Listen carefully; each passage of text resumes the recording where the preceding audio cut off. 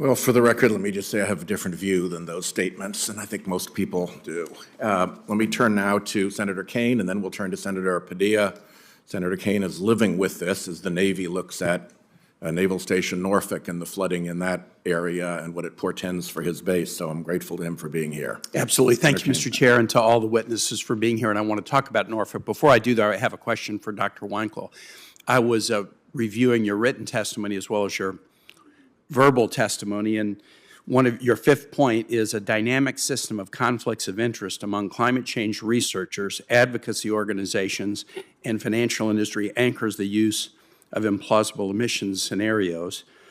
And you have a quote in the written testimony that I think all of us would agree with. Researcher conflicts of interest, especially when undisclosed, undermine scientific integrity and threatens public trust in science. But as I read your testimony and listened to it, you didn't mention anything about the fossil fuel industry.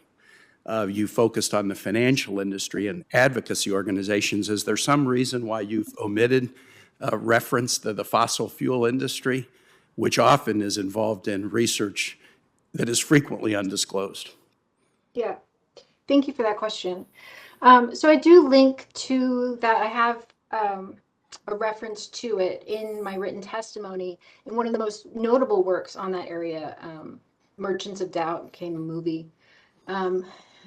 It's not that I omitted it. What I said and what I believe is that we've done a very good job in pointing out these conflicts of interest in that area. But we have a tendency to turn a blind eye to it when it's coming from other areas. All right, well, I'm going to move on to Norfolk now, but I just found it striking that your testimony focused on the financial industry and climate advocacy organizations, and in my view, omitted, you could characterize it differently, omitted reference to fossil fuel research, which has frequently undisclosed and has, I think, vastly dominated, outnumbered some of the other research. But let me move to Norfolk. The Hampton Roads area in Virginia is 1.7 million people. It's the second largest metropolitan area in our Commonwealth. Historic area, very diverse. Jamestown Island, where English settlement of North America began, no offense to the Pilgrims. The biggest Navy base in the world, Norfolk Naval Base, Chesapeake Bay, very dynamic economy. And yet the sea level effects in Norfolk are not future effects. We're seeing them every day. We have communities in the Chesapeake Bay like Tangier Island that could well disappear. But I have a question for you, Dr. Becchetti. According to a recent report by the Hampton Roads Planning District Commission, the low estimates of sea level rise indicate that approximately 59,000 residential homes in the Hampton Roads region will be permanently or regularly inundated by the end of the century. And if you look at the high estimates of sea level rise that are consensus in Virginia, including the Virginia Institute of Marine Science, about 175,000 homes will be permanently or regularly inundated. Your former employer, Freddie Mac, has estimated that the total losses to coastal real estate, quote, are likely to be greater in total than those experienced during the housing crisis and Great Recession. What would a drop in property values of this magnitude mean for the financial situations of families living in these homes? And this is just one metropolitan area in the United States.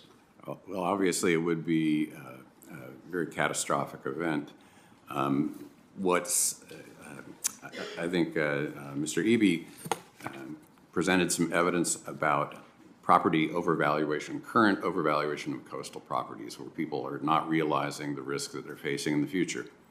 And the question that stimulated me to get involved in this area at all was we had just lived through 2007 and 08 and the many years of recovery, which we haven't completely recovered from that yet. And we had many years where we said, you know, these house price rises they can't be sustained. This is just people are starting to believe that they're printing money and there's no risk. And eventually, for whatever reason that triggered it, all of a sudden, the house of cards collapsed. And there is a fear that something similar could happen in this issue.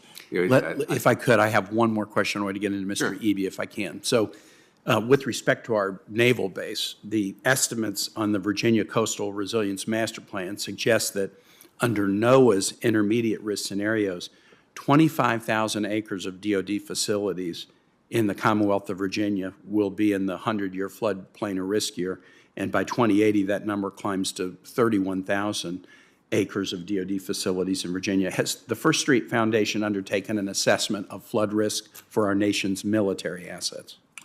Thank you very much for the question, Senator Kaine, and thank you for your leadership on the topic. And unfortunately, the naval base, and the assets in the region are not unique in the sense that there's already 344,000 properties that have a 1% annual chance of risk or greater today in your state, and that's growing by over 13% in just 30 years. And so when we look at the actual infrastructure of the military, a lot of the things that we need to look at to understand the inoperability or risk are confidential. So things like at what height would the docks be for the ships to be able to actually be manageable and be able to go out to sea. But what we can see are things like the single road that goes to our naval base that becomes impassable under certain events today, let alone on how that's. Yeah, not even during storm surge, just during Exactly. normal tidal action. It's frequent, and it's growing more frequent. I'm over my time. Thank you very much. Yield back, Mr. Chair. For what it's worth, the former commander